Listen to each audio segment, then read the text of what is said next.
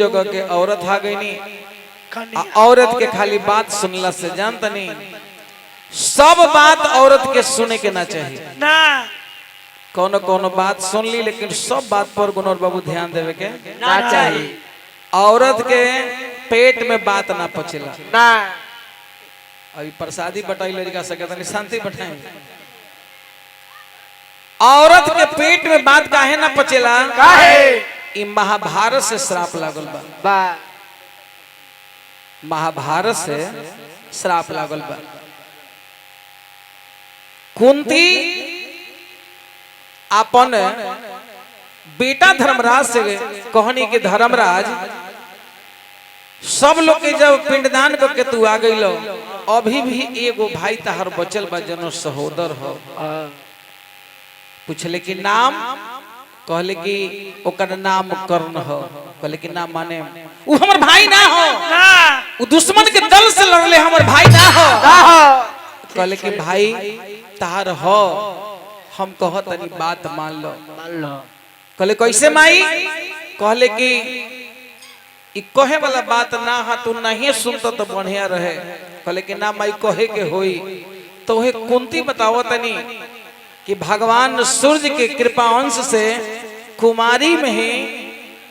कर्ण के हम जन्म दिले रहनी धर्मराज कहले कि जा रे माई मैं पूरा भाई ओहिजा पांचों पांडव होए कहले कि माई ई बात के तू छिपा लेलू हमरा से बात कहलू ना त जा हम बेटा होके श्राप दे रहल बनी कि आज के बाद से रात में कोनो बात औरत सुनी है आ होत सवेरे जब तक ले केहू से कही है ना तो कर पेट के पानी पची ना एहे कारण बा कि औरत के पेट में बात ना पचे ना तो एक आज के आज रहुआ जाके घरे टराई ले ली ऊ कैसे खाली इतने कहेम कि शिवनगर चौक पर केहू से कहिया मत दत्त किशोरबा के माई तोरा नाम 1 कट्ठा जमीन किन दिली है 1 कट्ठा केहू से कहिया मत देखी आज ट्राई कली रहुआ अब दत्त किशोरबा के माई के नामे जब दत्त किशोरबा के माई हमरा नामे 1 कट्ठा और हम शिवनगर चौक पर कहले कि उतने ना ब्याह जी के दुकान के बगल वाला जमीन हमरा नामे आए में आज आई नहीं में अब तो कर ध्वनि ढेकार चालू हो गई ध्वनि ढेकार देवे लागल अपना गोतनी से हो सवेरे कहत नहीं कि जाय द भगवान हमरा ऐसन पति सब के दिहस हमर पति देव हमरा नाम 1 कट्ठा जमीन शिवनगर चौक पर खरीद ले बानी अब एक ध्वनि ढेकार खत्म भइला बड़की गोतनी के ध्वनि ढेकार चालू अब लो कह के आवो आवो पटना से आई चूल्ही बताई जमीन बताई घर बताई आई मेहरारुआ बताई चीर फाड़ के ले जब शाम में मर्द पटना से कमा के अइले चाचा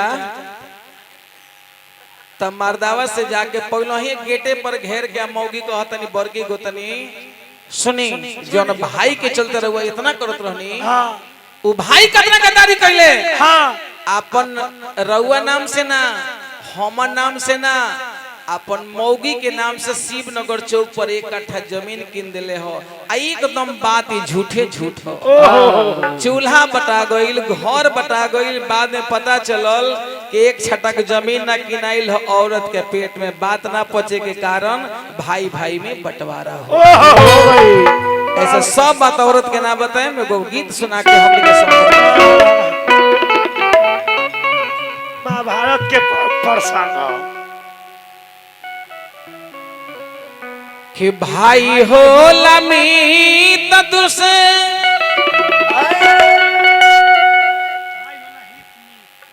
बाबू कि भाई हो लही तमीर दुश्मन हो भाई अरे हे भगवान कैसा दिहला बना हे भगवान कैसा दिहला बनाई हे भगवान कैसा दिहला बना हे भगवान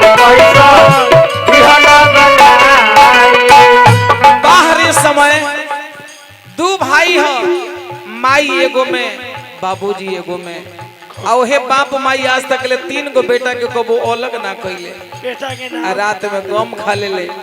कम खा के सुत गइले। आज ओहे बेटा बाप माई के अलग करता। जोरे बेटा हे भगवान कैसन दिहला बना हे भगवान दिहला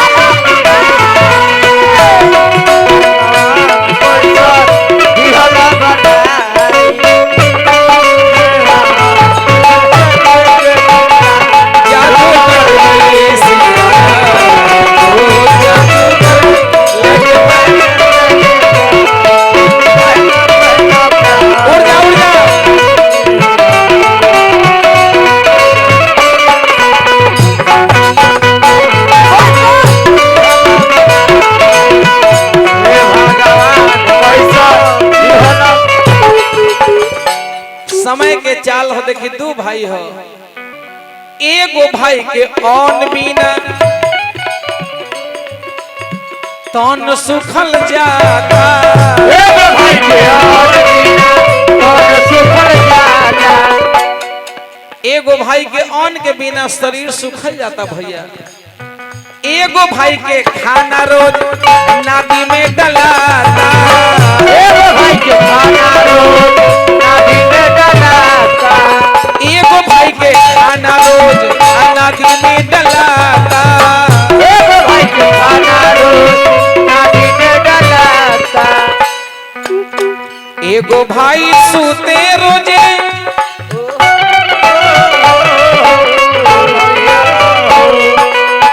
एगो भाई रोजे घर में चापता मलाई। एगो भाई भूखे सुतता एगो भाई मलाई खा रहल बा। बाहर विधि के विधान। एगो भाई घरे रोजे एगो भाई घरे रोजे चापता मलाई। अरे त हे भगवान कैसा दिहला बनाई। हे भगवान कैसा दिहला बनाई। हे भगवान कैसन दिहला बनाई। हे भगवान कैसा दिहला बनाई। तेरा साथ तो साथी मारे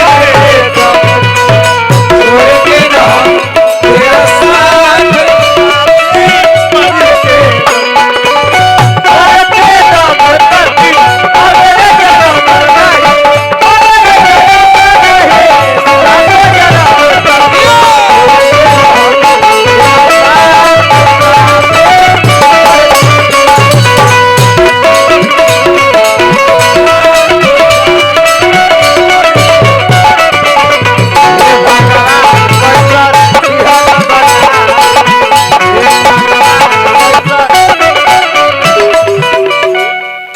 उही बड़का भाई छोटका के पढ़ा लिखा के नौकरी लगौले बा। आ देखी दोनों भाई अलग होके का कइले हो का कि एगो भाई के 3 पीस रोज बदला। रोज बदला। देखिए हमारे परमादरणीय भाई श्री विनय बाबू बड़ा ही श्रद्धा से गाना बजाना के शुरुआत भी करा देने आ समापन में भी बड़ा प्यार दुलार हमने के दोनों भाई के दे रहल बनी। हे देवी माई माँ लक्ष्मी घर परिवार सुखी संपन्न रहो यही हमने के आशीर्वाद देवी माई से अपना श्री विनय बाबू के पूरा परिवार खातिर मांगे। बबुआ एगो भाई के 3 पीस एगो भाई के 3 पीस रोज बदलाता। एगो भाई के 3 पीस रोज बदलाता। बदलाता।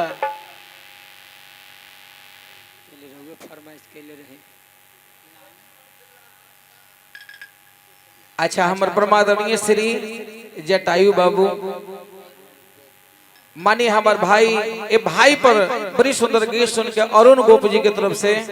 1 मुट्ठी रुपया सभी लोग के अभिनंदन बा वंदन बा। भगवान बनौले रह से भोले दानी सभी के प्रार्थना करे कहत कि एगो भाई के धोती फाटल एगो भाई के धोती फाटल एगो सुतता चटाई। अरे हे भगवान कैसा अरे हे भगवान कोई सा दिहला बना हे भगवान कैसा दिहला बनाई हे भगवान कोई सा दिहला बना हे भगवान कैसा दिहला बनाई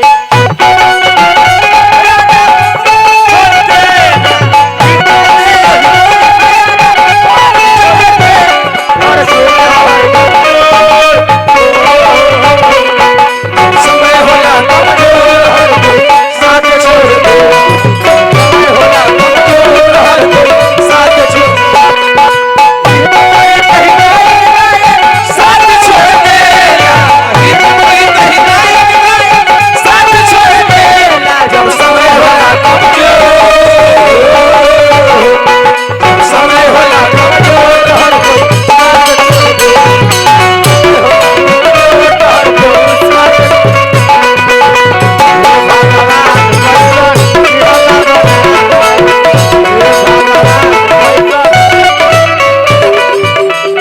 हो भइले सयान पढ़ी लिखी खेली कूदी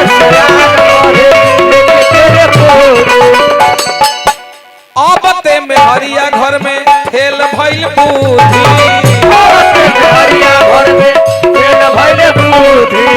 अब ते में हरिया फेल भइल घर में बूढ़ी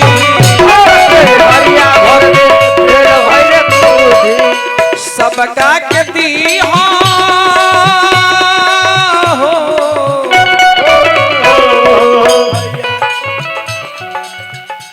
सबका के दी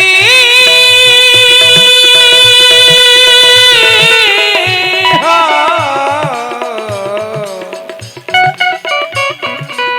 सबका के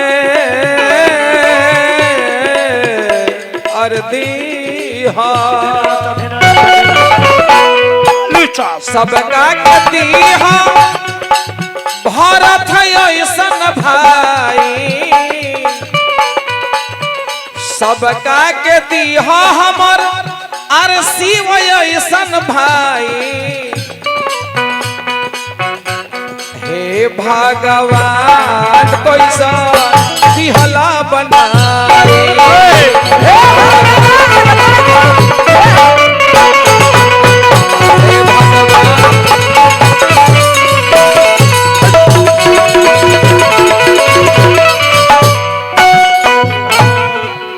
अच्छा हमरा विनय बाबू